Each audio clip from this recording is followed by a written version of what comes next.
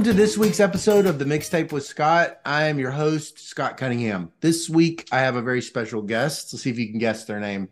They're the winner of the 2012 John Bates Clark Medal, given for the best and the brightest economists under 40 by the American Economics Association. Many of those people go on to win the Nobel Prize. It already predicted another prize. This person won the 2018, or was a recipient of the 2018 MacArthur Genius Grant. That's right, Dr. Amy Finkelstein, the John and Jenny S. McDonald Professor of Economics at MIT. It is a very special event to have her on the show, and I don't want to spoil a lot, so I'm just going to say we had a great time talking. Before we talk, though, I wanted to tell you that most of the time, what we did was we talked about her life, growing up in New York City, and a somewhat serpentine path that she took from an interest in history and political science into economics, and having an experience in her first year of graduate school work in economics that I think many of us have had, where we basically think, I've made the biggest mistake of my life. I'm not supposed to be an economist. I hate this stuff. She bounced back and has gone on to be an incredibly, obviously, and a very impressive economist. There's a testimony, I think, that many of those stories that we hear or tell ourselves in graduate school are probably just that. They're just stories. And all stories are wrong, but some are useful. And the story that tells you that you're not any good at something, you have to take with a grain of salt sometimes. We talked a lot about her Oregon Medicaid experiment, which I've written about in my book, how she got into that project, how she got into health insurance and healthcare in general. But we only barely at the end had a chance to talk about her new book with Laurent Anav. I'm positive that I just said Dr. Anav's name incorrectly, a professor of economics at Stanford and longtime collaborator with Dr. Finkelstein. They have a new book.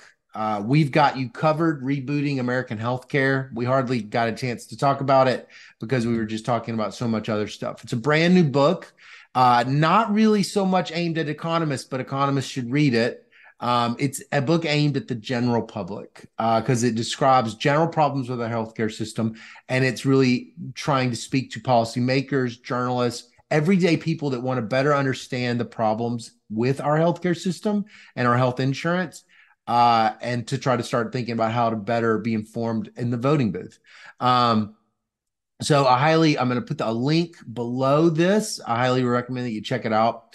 But if you enjoy this interview, please tell your friends, tell your family, tell your coworkers, tell your students, tell your shaman, tell your holy man, your barista, your person that details your car, anybody and everybody. Tell them, hey, stop everything you're doing. Dr. Amy Finkelstein is on the show. Let's go watch her and listen to her. She's a fascinating person with a great story, and one that I think many of you will identify with and be encouraged by. So thank you again for supporting the podcast. I'm Scott Cunningham, the host. Well, it's a pleasure this week to have on the podcast a person that I have a tremendous amount of admiration for and have followed for a long time, Dr. Amy Finkelstein. Thank you so much for being on the show. Is it Finkelstein or Finkelstein? I should have asked you that before. It's Finkelstein. Okay, like Finkelstein. Like Frankenstein. That's Got it. All right. Dr. Amy Finkelstein. So for the sake of the listener, I won't ask you to repeat your name, but could you tell us your job title and who pays your salary? I'm the John and Jenny S. McDonald Professor of Economics at MIT. So MIT pays my salary. Okay. I'm also the founding editor of the AR Insights Journal, so I get paid by them as well. Oh, okay. I didn't realize you were the founding editor. Okay. You've been doing that then? How many years have you been doing that? My second third-year term will end at the end of December. So it's been that for long. 6 years, and then Matt Jenskow from Stanford is taking over. Oh, wow. Okay. All right. So I have an icebreaker. So what's a memory of a vacation that you took with your family growing up that you still kind of have noticed that will pop in your head from time to time? Okay, this is totally embarrassing and not profound or related to economics at all. But we took I really like taking vacation with my family when I was a kid, and we try to do it with our kids now. But when I was about 8 or 9, we went to no, to Monkey Jungle in Miami, Oh. and I have an older brother, and a monkey shat on him, and it remains to this day the like single best moment of my life. Like, How old was your brother? well, he's 3 years older than me, so if I was not about 9, he was probably about 12. But Oh sorry, my I gosh. didn't. I wasn't expecting that question. That's honestly the first thing that popped into my head. You still bring that up to him with like Thanksgiving and stuff? Oh, yeah. I mean, it was more, I mean, he's over it. I'm over it. It's more like I tell my kids in terms of like, when we were traveling, I remind them of the Right. highlight of my travel Yeah, experiences. that's right. Like nothing, whatever, however much fun we have on this trip, it will never top what happened to your uncle when Yeah, I was exactly. little. When a monkey shot on Uncle Jeff, there's just no touching it There's all. no tell. It's all downhill. Okay, that's great. All right. Well, I just want to talk a little bit about your childhood as we move forward. So, what did your parents do for a living when you were little? Yeah, so both my parents are academics actually. Uh, They're both still living, so that's wonderful. They were both biologists, hmm, um, and so sort of grew up surrounded by academics and academic biologists. All their friends are biologists, just like almost all my friends now are economists. But yeah. and it never really occurred to me to do anything but academia. Like I Mm, always really liked school. mm, Um, I suspected at the time, and I think that suspicion proved correct, that I'm not constitutionally well suited to any job in the real world. Uh, but the trouble for me was, I mean, I liked lots of things in school, and I certainly liked science, but I was never drawn to sort of biology or studying the natural world. I mm. was sort of much more drawn to studying the sort of social world around me. Finding the right field, though, was took me some time. Yeah. Were your parents in the same department? No, they're never. I grew up in New York City, and I think one of the reasons we were there is it's a place where it's relatively easier to find two academic jobs, but they were Yeah. never in the same department. Do they have the same kind of like specialization within biology, or are they like totally different? So the way they describe it is close enough to argue. So Oh, okay. Okay. not really. Not really. Yeah. Okay. So that so do you grew up wanting to be you grew up probably imagining you said to be an academic, but did you grow up kind of thinking you'd be a scientist since you weren't interested Um, in biology? I mean, so that's a bit of a touchy subject. I would say I am a scientist. Yeah, My parents would disagree. I right. tell them I'm the only social scientist in the family. They're the anti-social scientists. So I Yeah. don't know. I mean, I had no idea. I liked school. I liked doing research papers. Uh-huh. An embarrassing story that my husband told an economist who told it publicly, so I guess I'm only re-embarrassing myself, is my first research paper in first grade. We all had to draw mammals out of a hat and write a research report on those. And I wrote on elephants, and I liked it so much that I wanted to write another one. In fact, actually, I take it back. We must have gone to Miami. I must have been 6 rather than 9 when the monkey shot on my brother, because we had just been on this trip to Miami and the Everglades. And so I wrote a second research paper, just because I wanted to, on alligators. And Mm. the entire paper, which of course my parents saved, shows the limits of small samples. That every sentence is something like alligators, comma, unlike elephants, live in the water. So, but yeah, I just liked school. I liked learning things. I liked Yeah. telling other people what I thought I'd learned. So Yeah. So you weren't interested in biology, but you could imagine that you were going to be a scientist in general because you were like you loved and it was like there was a lot in the natural parts of it that like the natural sciences or not necessarily. favorite by far my favorite subject in high school was history. Oh, And I still really love history. I love reading history hmm, and learning. But I think when I got to college, I thought, perhaps mistakenly, that if I became a historian, I would just be learning more and more about less and less. Whereas what I loved were the survey courses. yeah. So I tried to find something like history, but it was a little broader rather than deeper. Mm-hmm. Mm-hmm. What was it like growing up in New York City as a kid? That seems like a dream. Yeah, I grew up in the 70s, which, actually at one point when I was interviewing up in grad school for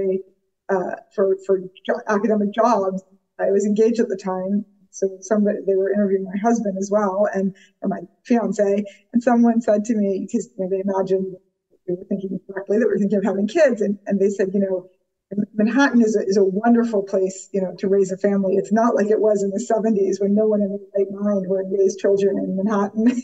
Uh-huh. So I mean, and I have to say, I do think, I mean, I love the independence growing up there. Yeah. About by about fifth grade or so, I could take the crosstown bus, I could take the subway, etc. But it definitely, that was shortly after, I mean, I didn't realize it at the time, but that was shortly after the deinstitutionalization of the psychiatric hospitals. And, Mm, I remember learning at a very young age not to make eye contact with anyone on the street, not to speak. really? I mean, but it was sort of like at the time, it didn't, now thinking about it, it's odd. But at Yeah. the time, it just didn't strike, that was just what you were taught. Yeah. Um, You could notice the deinstitutionalization as a kid happening I around mean, you. I noticed the change because Yeah, you it could notice the happened before change. me. But if I think back to my childhood relative to now, the number of people, so I grew up on between 73rd and 74th and West End, and the Uh-huh. assembly in our house was 72nd and Broadway, and there's a little sort of strip where you cross, and there were like just large numbers of people standing there talking to themselves and occasionally talking to us. And I just remember, my parents said it. I talked to them about it when I was older. They said it was very hard for them to have to tell a child, like, to look away, to not talk to people, Uh, not particularly compassionate or appropriate behavior, but just as a yeah. safety matter. Uh, Um, and I remember, I mean, it must have affected me in ways I didn't realize, because I remember as a young child, everyone has the fear of monsters or yeah. boogeyman, or I was terrified of burglars. Um, Mm, and it must have deeply been instilled in me, because I remember in late high school, I went on this Knowles National Outdoor Leadership School yeah. 1 month backpacking trip in the Wind River Valley in Wyoming. And at some point, so we're deep in the backcountry, and the culmination of it is they set you out in groups of 3 or 4, and you go by yourself for 3 or 4 days to find your way out. So we're even deeper, like off trail, whatever. And one night we had gotten lost, and we finally set up camp in the dark. We don't quite know where we are, but there was water nearby, and everyone's doing something. And I was sent to get water. And so Yeah. I'm walking alone in the dark to the Mhm. stream in the middle of, the wilderness in Wyoming. And I should have been worried about bears or Bears. whatever. But Yeah. instead, I had this like totally, and I knew it at the time, but visceral but irrational fear that someone was going to jump out of the bushes and like mug me. I mean, Yeah. just like, so I think, so that, that I think probably was the effect. You think that this is my first time to hear this kind of story. Usually the New York City story is kind of the rise in crime that happens in the 80s, but I haven't heard anybody say they something about the Well, it deinstitutionalization. was both. I I was know it born was in both. '73, so Yeah. the crime was also. I'm sure a lot of it. I mean, It's all kind of we had mixed. Yeah. mugger money as kids. Like this was like a thing that the parents believed in. I don't know that there was any evidence for it, but the view was they were concerned that if you got mugged and you didn't have any money, and like most kids, like I had a bus pass for the Yeah. crosstown bus, and I wasn't carrying any money. They were concerned that someone might be very upset and harm you if so. Yeah. You had like $20 in mugger money. Now at some point I got hungry and spent my mugger money on like pizza, and I always figured it was unlikely I'd actually get mugged. Yeah. B, like view that I'd get hurt if I didn't have money. Right. There's evidence for that. And see, like, if I'm mugged and beaten up, are my parents really gonna like get mad at me for Yeah. spend my mugger money? So Right. Right. but I don't mean to say I was like consumed with fear all the time. But now that Sure. you're asking about it, No.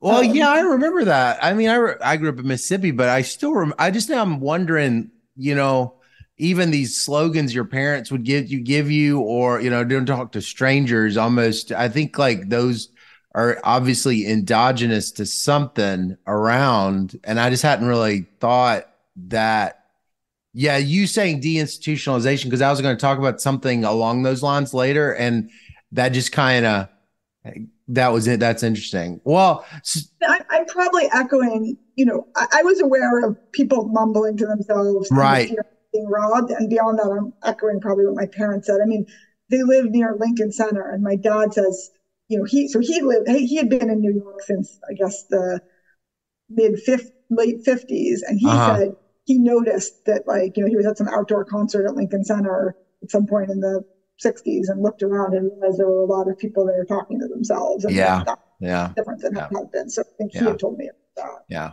Wow. So it's high school, and I'm curious, you step foot into high school, ninth grade. You're the youngest group in the high school. What was high school like at that moment? Was it scary or were you excited? Well, I have to put it in context. I actually went to the same school from kindergarten through 12th grade. Uh-huh. It's an all girls, private all girls school. Yeah. I'm incredibly grateful to my parents for sending me there. I got a phenomenal education. Mm. And so for me, the scary transition was going to college, and for the first Mm. time having to introduce myself to people, because there were 42 girls in my graduating class, and many of them had been there since So you kindergarten. knew everybody. And even when new kids came in, they came in the context of everyone else knew me. So I was meeting one or two new people. But the idea of Yeah. having to define yourself in an initial meeting was Yeah. totally foreign to me. Right, right, right, right. Well, so what did y'all like to do in high school because it sounds like y'all were probably pretty close, those 42, or at least some of you had some close friends. What did y'all like to do? Yeah, it's a good question. I mean, I probably worked much harder in high school than I did in college. So I did a lot of homework, and I like doing it. We often you'd be on the phone with your friends and Yeah. talking about the homework or whatever. Hmm. Um, I did some smattering of activities. I feel like kids these days do everything very seriously, and I did Hmm. nothing. I mean, I played squash badly. I played Yeah. tennis badly. The one thing I did that I was a lot of fun that I wish I'd continued is I had learned to juggle, and so Oh, yeah. I More both than three balls? yeah at my peak I could do five. Wow. But it's totally nonlinear. Like I can teach 98% of the population to juggle three balls. Yeah. And Right. like I You can could, pick that up. That can yeah, be, I could teach you in 10 minutes if you don't know, but like yeah. I worked for a year and a half to learn five balls. Like that was, No, I've never I mean I have always juggled three, and I could not. I guess it was like there was no YouTubes, but I mean, what'd you do? You had a book or something? Or you well, just actually figured it out? there were two things. So one, in high school, I taught the middle schoolers. I did like an after school program, like Uh-huh. help them juggling, which was fun. And then I would go downtown, down on Carmine Street. There was a juggling group that met of like adults that met Thursday nights, and I would go down, and they would help teach me. And that was really funny because basically, as far as I could tell, at least at the time, there were two types of jugglers. There were like the ones that were down in the village in Carmine Street who were kind of like these hippie people who, Yeah. and juggling. And then the others, for some reason that I don't fully understand, like physicists are really into juggling. So I had learned to juggle from some physicist friends of my parents when I was like in middle school. But You then have to when I be wanted, Is it almost like you have to be coached? That's what I always felt like I was missing. Like somebody's got to tell me, no, no, you're not doing a thing right. or when you're learning a new trick, and then it's a lot of practice. And that was to me because I played a musical instrument badly in middle school and stopped it, not because not only did I have no innate talent, but I never practiced. Yeah. And I felt really down on myself about that. And I thought I was, incorrigibly lazy and would never have the discipline to actually work hard at anything and Right. improve. So I was super psyched when I discovered that no, it turned out I just hate music. Right. But like I actually practiced the juggling really hard because I really wanted to get good at it. One of the key tricks that I learned from this group, so simple once you say it, is if you're going to practice, like if you want to learn four balls, right, practice over your bed, because then when you drop it, which you do all the time when you're learning a new trick or more balls, you just don't have to lean down as far. Yeah, exactly. They don't roll away.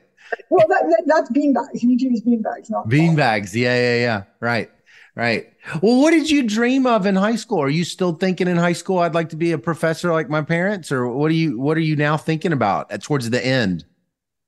I I think I was thinking I was excited to go to college and Yeah. get some meet some new people and broaden the set of courses, like topics I could study. And I went to the school I went to was phenomenal, but because it was small and it really taught me a ton about how to study and how to learn and how to work hard. But because it was so small, there was very limited offerings. So, Yeah.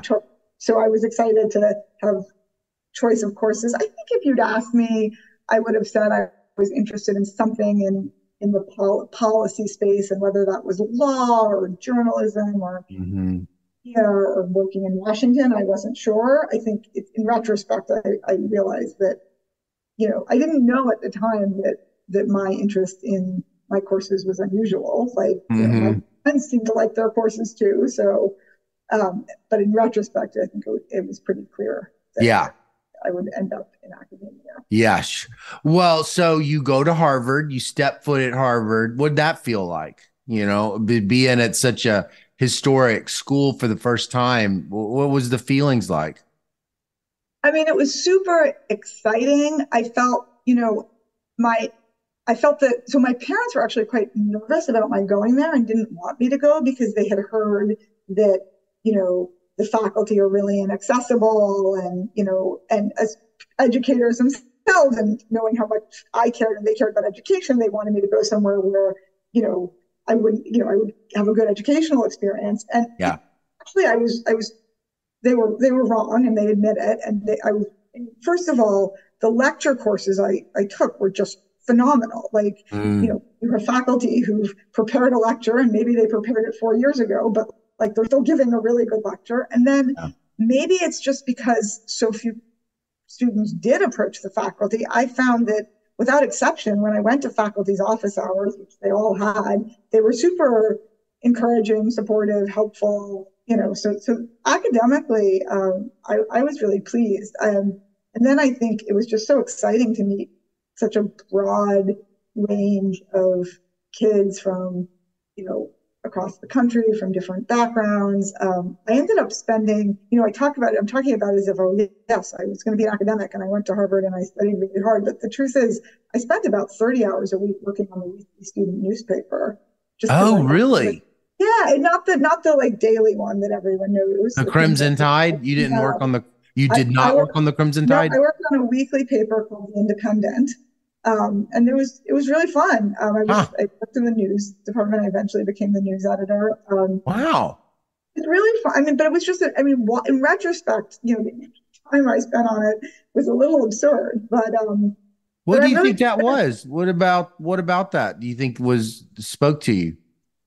well, I think one, I really liked the other students who were doing it. They were sort of a similar mix of like maybe like, I mean, the reason I went to the Independent is I was like, well, I want to have time for my schoolwork, and I had this image that the Crimson, people spent their life there. I'm not sure that was true. And there Mm, were a lot of other people like that at the Independent who were both like excited about their course, serious about their coursework, but also serious about putting out a good product. And then I learned that, it was fun. I got to interview, various administrators and faculty and students, and to have a lens into what was going on in campus. And then I really credited it with learning, not sure about learning how to write, but learning how to rewrite.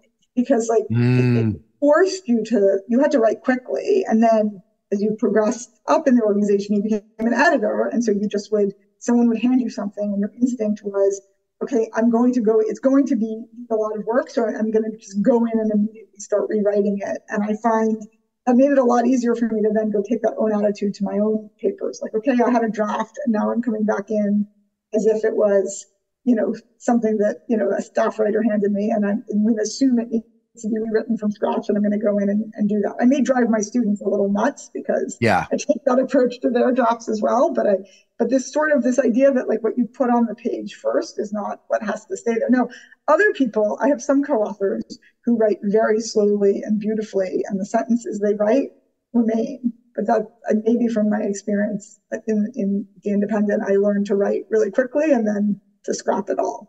Wow, that's great. But So did you kind of have an identity during that time where you were like, I'm a journalist? So I Or really, not really? no, I really enjoyed it. I think the thing that I recognized that I didn't like about it is I felt that I was always playing catch up. Like that I Mm, was some topic came up and I would talk to three people who were knowledgeable about it, and that was fun and interesting and I learned a lot, but I had no stock of knowledge on the subject from which I could like sort of critically evaluate what they were saying as opposed to report on. And yeah. now that I read I talk to reporters and read what reporters write about things that I know about, I'm always incredibly impressed with. I think I was wrong to think this was a feature of journalism. I think it may be a feature of college journalism or my college journalism, but the really good reporters, and there are many of them out there, it's clear that when they come to talk to me about some body of work that I know about, they're not coming in tabula rasa.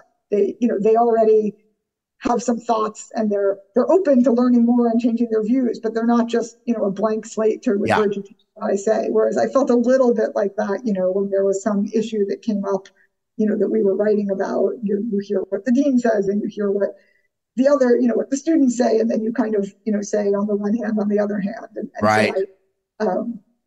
but I think it's a huge admiration I have for journalists that they clearly come in with enough knowledge to be able to sort of critically interrogate and respond to what you're saying, as opposed to just taking down Yeah. your comment to report.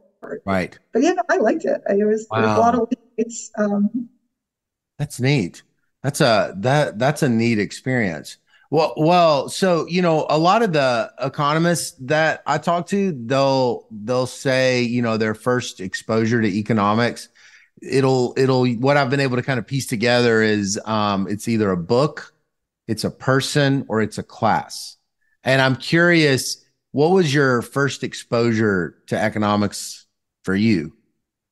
so I think my first exposure was as a freshman. I took the intro economics course at Penn. Econ 10, right? Yeah, Ec 10.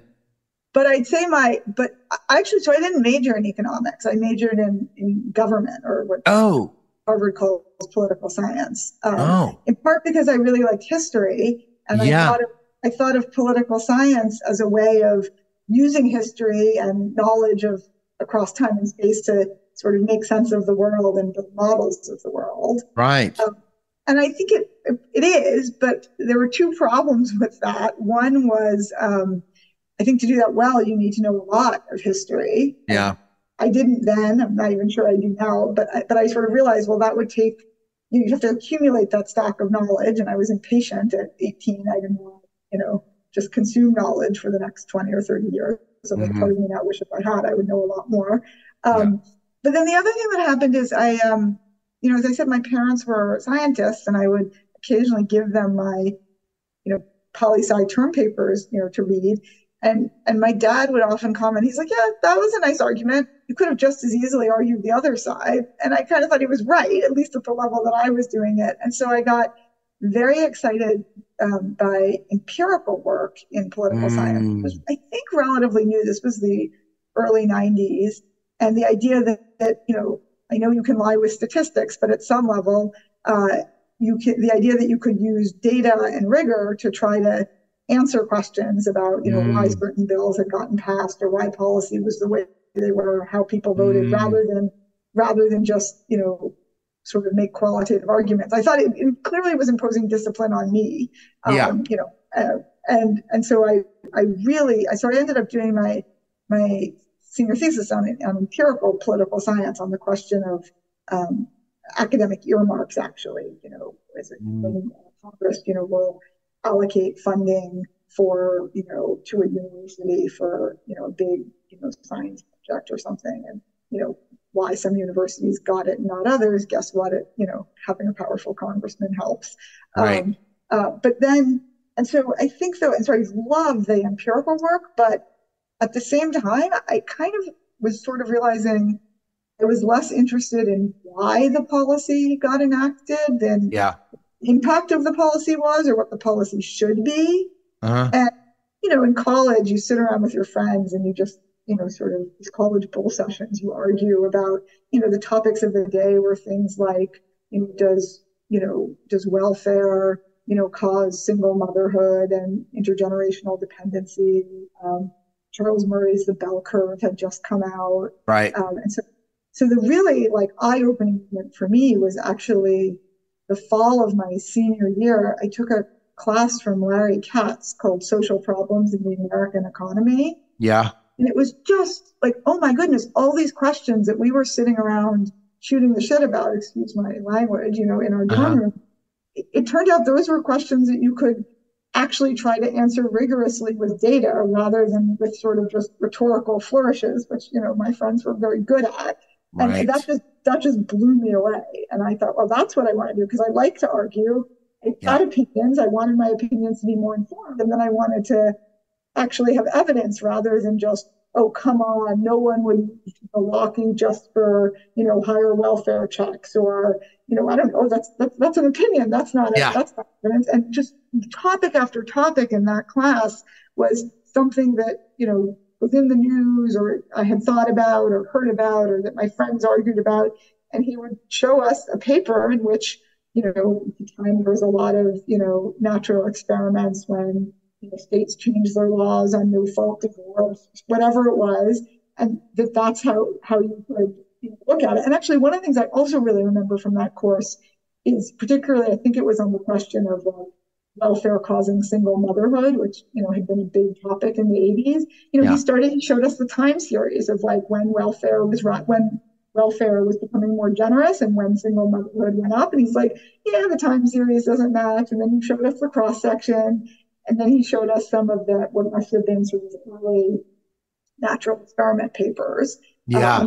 And again, it was this notion of, again, there's another thing I think I learned from him and continue to learn from him, because we ran JPL North America together for 10 years, is the idea that no single piece of evidence is ever going to be completely dispositive.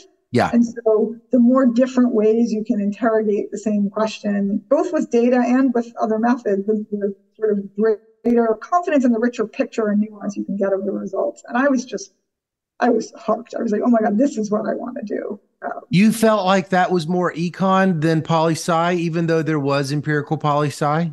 So it may just have been what I was doing, but the empirical poli-sci that I was doing was about why laws got passed, as opposed to what was the impact. Now, because I guess I was always more interested in what the policy should be than how we got the policy. Oh, right. Because if you think about what it should be, you're kind of referencing what impact it's having. Yeah. Right. So what happens? You take that class and then now you're thinking, I was going to do one thing with my life and now I'm thinking about a different thing. Yeah. And so again, I think by that point, I was pretty sure I wanted to be an academic. My friends were all applying for jobs in the real world, and that seemed, having a boss and, seemed not what I wanted. In fact, I remember, just jumping ahead a little bit, I remember at some point talking to a friend of mine. I was, working hard in grad school and finding it really tough, and talking to a friend of mine who'd gone into consulting, and he was like, you have no idea how easy you have it. Like, you don't have a boss to please. You don't have, your hours are your own. I remember like at some point complaining to my dad, like, he doesn't get it. He doesn't get how hard grad school is. And my dad was like, no, I think he's totally right. Like, it's so awesome. And not that grad school isn't hard, but it's so awesome precisely because you get to pick which questions you work on and you don't have a boss. I don't see why more people don't want that. So he was like, stop feeling sorry for yourself. Like, actually, like, really nice. Right. But so I kind of knew I wanted to be an academic, but I really hadn't done much economics. Like, I'd taken the intro course my freshman year.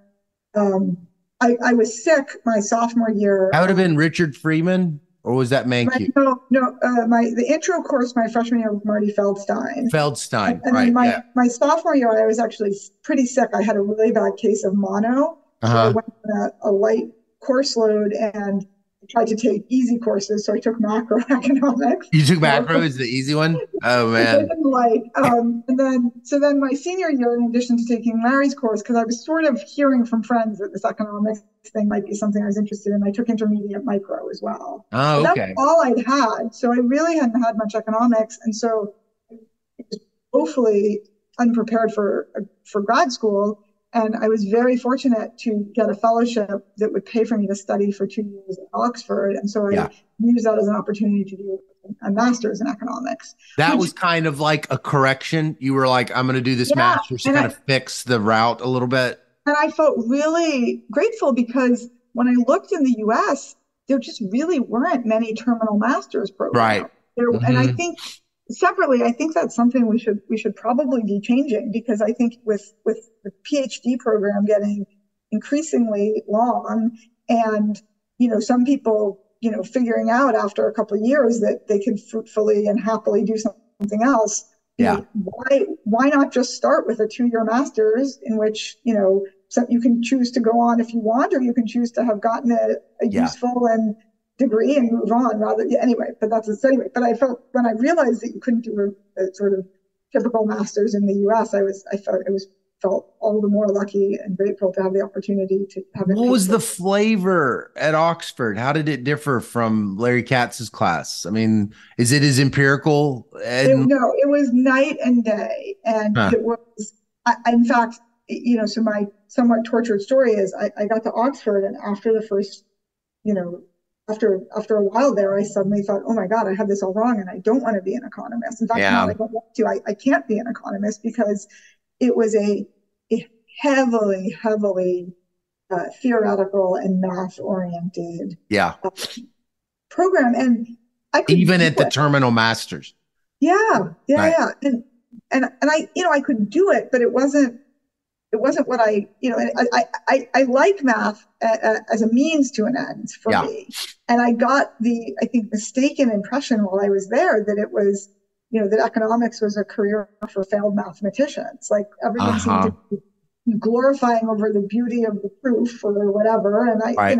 it's just like, come on, where are the social problems in the American economy? Right. Um, Right. and then I sort of had a bit of a, personal / professional crisis, in the sense of, I was like, okay, I'm not, I decided long ago it wasn't going to be history. Then political science didn't work for me. Now economics isn't working for me. I keep thinking I want to be an academic, but like I You're can't seem to running out find a of field. ideas. Yeah, Yeah. and I really didn't know what to do. And some friends suggested I try legal academia, Oh, but it was too late in the cycle to apply to law school. So I needed to find something to do for a year while I applied to law school. yeah. And again, friends of mine who had done this suggested, well, look, you're stopping doing economics. It'd be nice to have like a capstone experience where you use economics. You have to do something for a year while you apply to law school. Why don't you get a job in DC, like, as a junior economist? Oh, And I thought, oh, anyway, like policy, I thought that would be interesting. yeah. So I applied for, and I got a job at the Council of Economic Advisors as a very junior staff economist, working actually under Janet Yellen. Oh, So I went to do that for a year and applied to law school, thinking that I would, at the end of the year, go to law school. And that was transformative in terms of my interest in economics. That so made me what realize, happens? What happens there? well, I think the main thing that happens, so the way the Council of Economic Advisors works is that as a staff economist, I was working for senior economists who were on leave for a year or two from academia to work, advise, the White House on economic policy. And the first thing that happened is that I realized very quickly that the people I worked for were way better at their jobs than I could be at their jobs. So I'd had a bunch of internships in college where I thought, perhaps mistakenly, but at least it was my impression of, oh, I could kind of do my boss's job. Maybe I Yeah. need a year of experience, but I kind of know how to do that, or I could do it. And these economists were just had a framework for when they were posed a policy problem, that got handed down, from the president's, domestic policy council, or from the Treasury Department or the Labor Department, or sometimes from Congress. They had a framework for how you go about thinking about the problem that Yeah. I didn't have. Like I remember one example President Clinton was they were trying to do something to subsidize childcare for low-income families. And there was a proposal coming out of, I think, a Republican, I don't really remember, in Congress that was going to subsidize loans to childcare providers. Okay. To build more childcare. And they were like, that's how we'll help low-income families. And so the Council of Economic Advisors was asked, what do we think of this? Yeah. And the person I was working for very quickly laid out, well, okay, depends on the elasticity of supply, and just sort of like and then of course you have to put numbers on it, but you forget the numbers first. Like, what is the frame? How do we go about? That's the framework. Yeah. And I just was like, wow, all the economists that I work for, and also I worked for a number of economists, professional full-time, economists in DC at the Treasury Department, at OMB, and they just had such a coherent and useful set of tools for how to take the policy proposal come up and break it down into, here are the 6 things we need to know to think about the impact. Yeah. And I was like, I want that. I want to be able to do that. And you're getting this framework. It's theoretical, but it's very different than the theoretical framework you were getting at Oxford a little bit. I think in retrospect, it's closer to price theory. Right? Yeah. That's what it sounds like. It's just it's something that I try really hard with my students, and I'm not sure I'm successful, which is I feel like the goal is you should be able to read an article in the newspaper, and I try to take some of my exam questions from things that I've read in the newspaper over the term and be like, here's this current policy debate or current policy proposal. Just how do we lay out a framework for thinking about this as economists? Yeah, right. And so I was sort of like, gosh, that is so powerful. And so my desire to be an academic wasn't like an academic per se. It was, I like thinking about the world and explaining what I've learned. And I thought, okay, I guess academic economics is never going to be for me because it's highly mathematical and sort of putting a premium on mathematical advances. But I love these frameworks, and I want that. And everyone I've worked with who has that has a PhD in economics, whether they're on leave from academia or a professional economist working in DC. So I guess I will go get my PhD after all. I'm probably not going to be good at this research thing because that seems to be this other thing that I don't like as much. But at least, I'll get all the tools that these people I'm currently working for have. Oh, the research thing is like Oxford. It's the theoretical proofing and stuff like that. I guess I hadn't really done much empirical work. I can do it. I can learn the theory. I can do the problem sets, but I'm going to do it as a means to an end of learning these economic models, which I can then take and apply in the real world. And if I can't apply them in research, I'll go apply them to policy analysis, working in DC for for the government. Yeah. So that was kind of where I thought I was headed when I went to grad school. And then it turned out there was this whole thing called empirical research, which I kind of had experienced in political science, just with a different set of questions. And I just loved it. So from the moment you get to MIT, you're sort of living in a full-blown, empirical economics, and even really the credibility revolution stuff too. Is that right? Yeah. So, and I guess somewhat relatedly, because I'd taken a lot of the first year courses at Oxford, I could place out of them. And so I was taking, I remember my fall, I had Jim Peterbo's public finance class and then Sarah Ellison's industrial organization class. And they were just, that was just much more, again, applied. And sometimes, especially in IO, sometimes the math could get sophisticated, but it was a means to an end. And that was fine. I either knew it or was delighted to learn it. It was just all in the purpose of an applied problem, whether it's, what's the profit maximizing, two-part tariff for amusement parks, or, what happens when you raise, income taxes, what happens to women's labor supply, whatever. They were applied problems. So when does this healthcare really hit you in the heart? Where's that? So it was a little bit circuitous. I would say that I left the Council of Economic Advisors. And one of the great things about being a very junior person there, as I was, this Council of Economic Advisors has the same scope in terms of its portfolio as the Treasury Department. But the Treasury Department you know, tens of thousands of employees, but even of professional economists. And, the council, when I was there, maybe had 40 or 50 of us. And so if you're, young and like me, eager and single and had no life and wanted to work all the time, you got to work on all kinds of different things that came up. And so when I thought back over my year there, an amazing experience of like, what were the things that I had most enjoyed working on? It had been natural disaster insurance and automobile insurance. And Oh, it would have been insurance. Common denominator was insurance, because this was a setting where, Adam Smith's invisible hand or the fundamental welfare theorems didn't obviously apply. Yeah. And there might be scope for welfare improving government. Oh, yeah. My first love was insurance. And I'm a little embarrassed to say that I only really started working on health insurance in particular because it seemed like there was good data and good policy variation. Yeah. And I'd like to say that, at some point you can't work on health insurance and not get interested in actual healthcare delivery and health.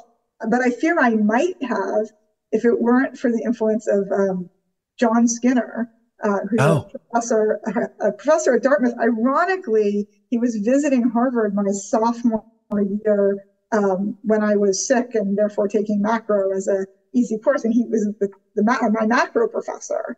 And so I assumed he was a macroeconomist. And then I started seeing at these public finance conferences talking about healthcare. Yeah. And he was just always talking about the inefficiency of the U.S. healthcare sector and what could be done, what was behind it, and what could be done to improve it.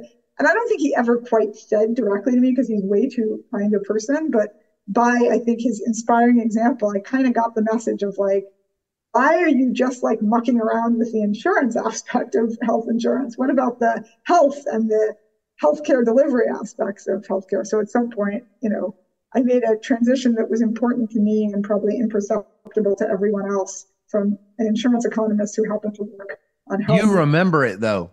Oh, yeah. Totally. You remember going, I'm pivoting. Yeah, I remember because what I realized I had to do was start working with actual healthcare data and started working with Medicare data. And that was a very steep learning curve. Right. So that's a huge investment, right? I was a huge fixed cost investment. Yeah, I was on leave the year I really made that switch. I was on leave at the University of Chicago, 2010, 2011. And I was like, this insurance stuff is interesting, but I was also, to be honest, kind of running out of ideas on that. And every time I say I work on health insurance, people tell me, "Oh, you're a health economist," and I say, "No, I'm an insurance economist." And my husband would say, "You say that as if people are going to find that more interesting." Like, no. Yeah, that clarification's not clear to a lot. Just really, I think the truth is, in a different life, I find lots of things in economics interesting. And one of the great things about being an economist is, although most of us specialize because there are returns to specialization, you get to advise students and go to seminars on a huge range of topics. And I find, the work my colleagues do on, inequality, on trade and labor markets, on education, those are all fascinating and important. And so, you could have spun the wheel, and in a different life, I could have just as happily done any of those. But that's how now I'm sort of all healthcare all the time. Well, so I write about this, the Oregon Medicaid experiment in my causal inference book. And so I'm curious a little bit. I mean, the Oregon Medicaid experiment is one that I just, if I had heard about that, I would have just been like, well, who do I have to kill to get on that project? But like, what was it like? When you learned, what was it like? Like, how did that come about? And what was, for you in your involvement, did you learn about it first, or what was the deal? Yeah. So, and so you have to remember, in grad school, and this was still very, we learned about the Rand health insurance experiment. Yeah, right, and the view was, but that'll never happen again. That was, I think, in today's dollars, over 300 million. Yeah, right. Because they're the government. It was a researcher-designed, government-funded prospective study where they designed the insurance contracts, et cetera. So you have that'll never happen again, but obviously that would be amazing. Yeah. At the same time, right? Because the Oregon experiment was 2008, so I'm back at MIT as a faculty member, and I have all these development economists running experiments. Yeah. But colleagues, but it's not really being done in healthcare in the U.S. at all.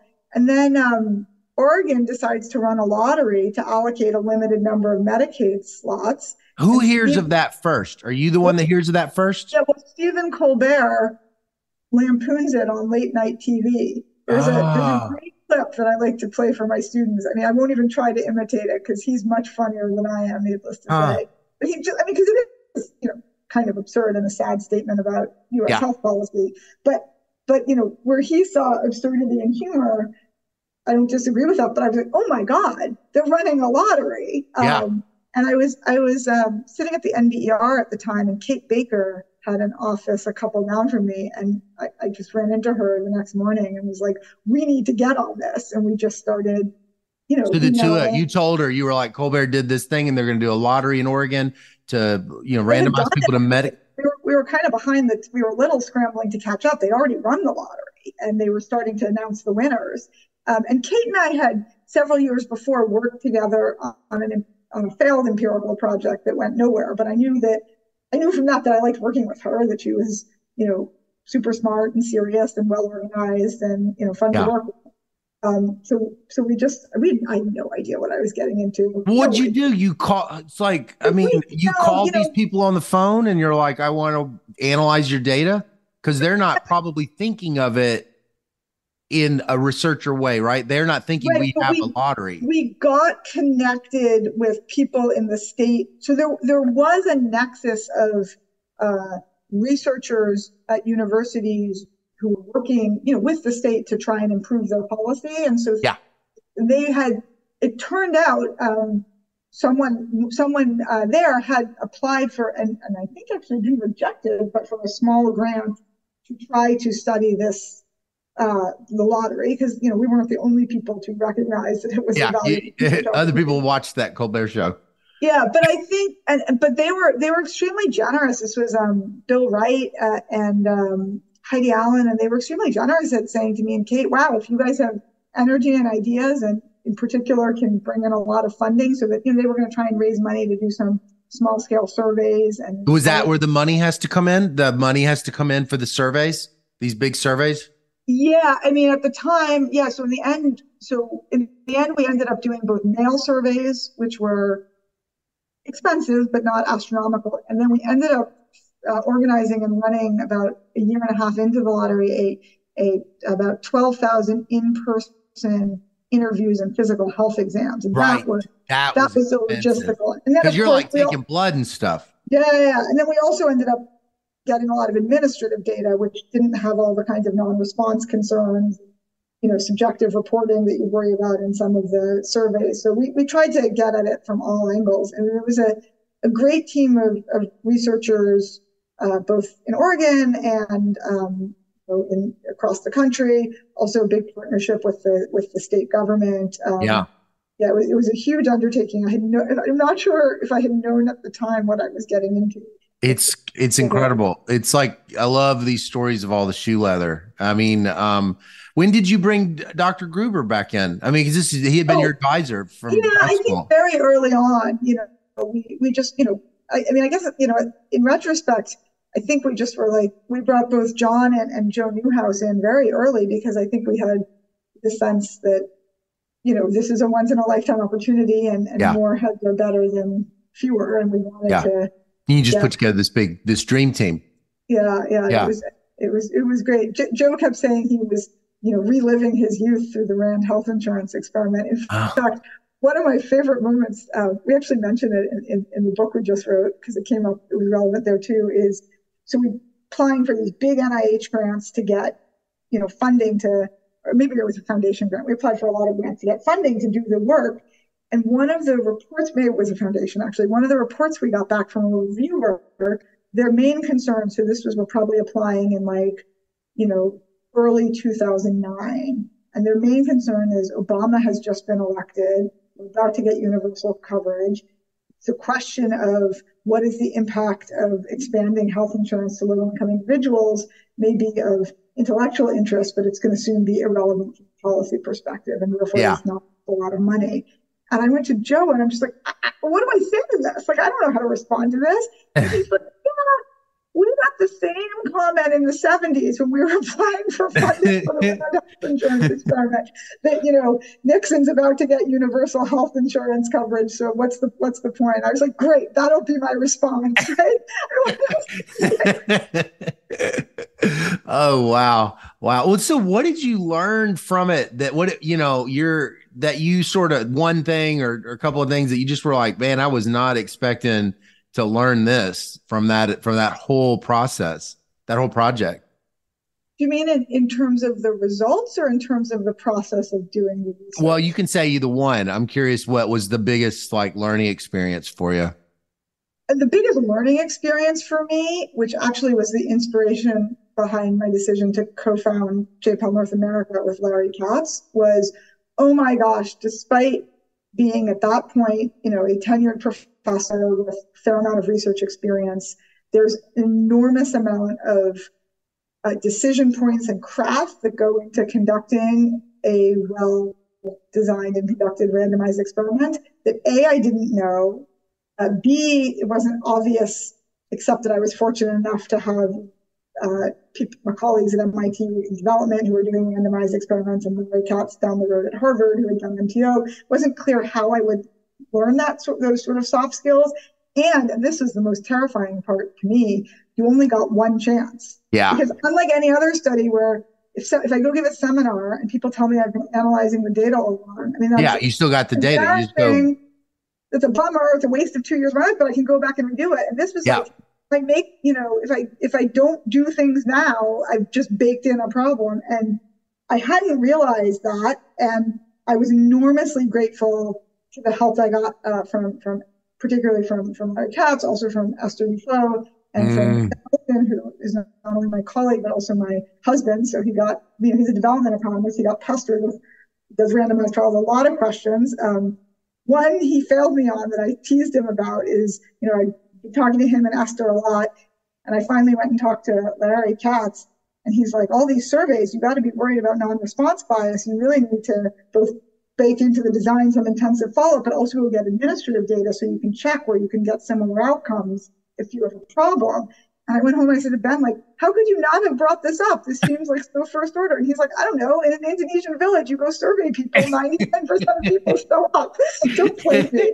So I realized two things. One, that I was incredibly fortunate to have this sort of kitchen cabinet of people who were both skilled and knowledgeable and generous enough to advise me. Yeah.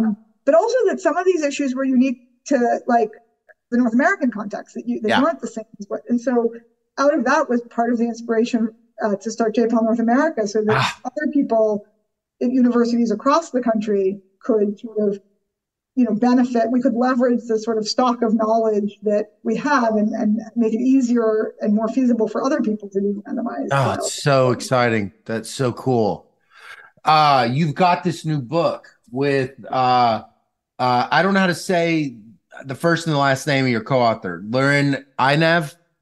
I say Laurent Inav, but I'm not sure I'm saying it right here. You've written a ton with him. I was counting it, 2 books and 30 articles, and then I just quit counting. So you guys are, I'm going to take it, that's it's been a very good a good partnership.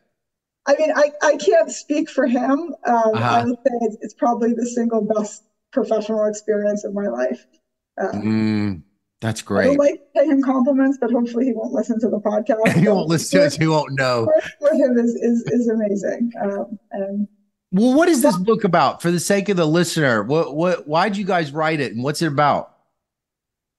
So, the book came out of the fact that, despite, as we've talked about, my interest in policy and the fact that a lot of the work that Laurent and I do together and that I've done with other people is related to health policy and how to improve it. Neither of us have ever been involved in public policy or advising campaigns or speaking out on what policy should look like. And I think it's because we thought we didn't know, and we should stick to our narrow academic comfort lane and leave the big picture problems to people who, thinking hard and working on that. Yeah. But as we say in the prologue to the book, my father-in-law asked me during the 2019 Democratic primaries, what I thought of Medicare for all, or what I thought we should do for health policy in the U.S. And I told him the truth, which was, I don't know. Those are hard questions, and that's why I work on them. I do research on things I know the answer to. I Yeah. do research on things I don't know the answer to. And, my father-in-law is a very sweet man, but he's persistent. And he came back to me. He's like, look, Amy, I know you like to stay carefully on what the evidence is and not sort of pontificate or views on things, on facts, not in evidence. But come on, you've been working on this problem for 20 years. You must be one of the world's experts on health insurance policy. Now there he's, forgiven for a little father-in-law over generosity, Sure. but he's like, are you seriously telling me you have nothing to say about how we design U.S. health insurance policy? Mm. And I thought, ouch, he's got a point there. And it would be nice to at least, again, going back to those economists in Washington who would give us frameworks for how to think about a problem. Maybe I don't have the answer, but I at least could have a framework about if you believe A, B, and C, you'd want to do X. And if you think more about, Q, Y, P, you do, Z or something. And so the audience is not just economists. It's like you're wanting policymakers and journalists and people like that, you're wanting to talk to them about, well, this is sort of from our career of working on these topics. This actually is more practically, the kinds of policies that we think actually are not effective. Is that wrong? I mean, the audience is most decidedly not economists. I think it's interested people like my father-in-law who want to understand how we could potentially make U.S. health insurance coverage so much better. And it's even more particularly people who are currently involved in policy or might be thinking about going into a career in policy, so that, when a policy window opens up next to have radical health insurance reform, as it seems to at the federal level every few decades in the U.S. and perhaps more often at the state level, we have now a view of, what needs to be done, and hopefully that'll be useful. I was kind of wanting more time to talk to you about one particular topic, but that's covered in the index a couple of times, is mental health care. And your comment at the very beginning about watching deinstitutionalization happen. I just was kind of curious, before we get off, lots of times when we have mental illness in the family, we have schizoaffective disorder in the family, and then PTSD and other things.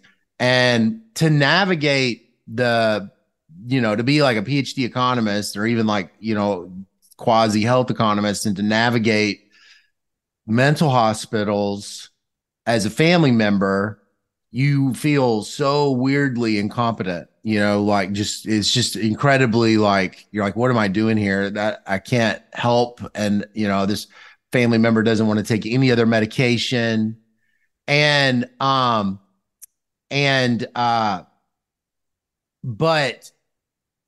I'm curious, so you'll tell people oftentimes, like you'll tell the story of the things you've witnessed, and they'll just kind of have this reaction, which is like, why do we hate our mentally ill so much? Or why are we so bad at caring for our mentally ill? And it's kind of like this like response of judgment.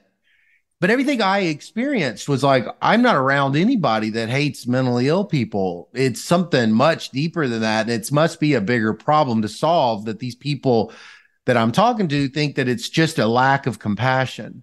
And I'm curious, like, in your career of working on this, if you think about the mentally ill, particularly the severely mentally ill, how broken, I mean, what would you say? Is it more broken, or are there missing design problems that you've thought about that, are not something that is currently being discussed or anything like that? I'm just curious your thoughts. I think it's newly growing area in economics. Yeah. Colleagues of mine like Frank Schobach, who works on the psychological lives of the poor in developing countries. Really interesting work recently. Catherine Neckel did something, smoking cessation and its impacts on mental health. Yeah. I feel like it's a problem that needs and is getting more attention. Yeah. I think understanding the issues, it's not, as with many things in healthcare, but particularly with mental health, it's not going to be enough to just focus on economic incentives to patients and providers, but understanding some of the psychological models behind. I mean, it comes up obviously in mental health, but even with physical health and understanding um, medication adherence decisions. And I think people are doing a lot of great work, and we're making progress there. But our book actually very deliberately focused only on health insurance reform and not Yeah. on care delivery. Yeah. Yeah. Because Yeah. there, I think we have more questions than we have answers. Mm. Which is why, despite having now said I think I know what to do about U.S. health insurance policies, I'm not going to work on that anymore. I think there's still a lot of work. I'm hoping to do some of it. Yeah. There's much more on how to improve the delivery of healthcare, Yeah. particularly but not exclusively, mental health care and also physical health care. Yeah. Yeah. Yeah. Well, we are at the top of the hour, and I promised you that I would not keep you too long. I have one last question.